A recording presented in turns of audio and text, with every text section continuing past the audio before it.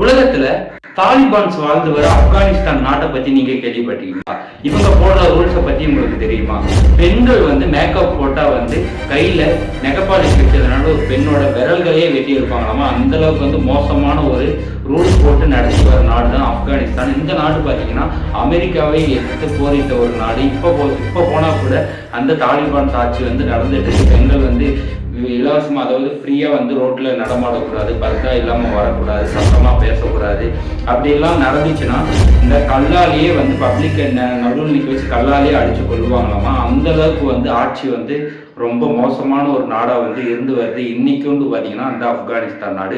இப்பயும் நம்ம அந்த ஆப்கானிஸ்தான் நாட்டுக்குள்ள போனோம்னா நம்மளுக்கு வந்து அந்த ரூல் வந்து நம்ம டூரிசமா போனா கூட ரூல் ஏதாச்சும் நம்ம மீறினா நம்மளுக்கும் அந்த தண்டனை கிடைக்கிறதுக்கான வாய்ப்புகள் இருக்குது இன்னைக்கு வரைக்கும் பேசப்படுது. இந்த மாதிரி ஆப்கானிஸ்தான் மக்களை பத்தி அவங்களோட ரூல்